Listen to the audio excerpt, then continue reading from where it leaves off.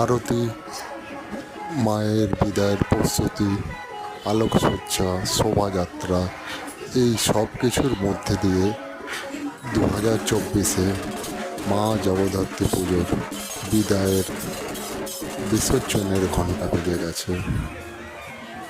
আসছে বছর আবার এসো মা, সবার মঙ্গল করো, এই তোমার কাছে প্রার্থনা রইল।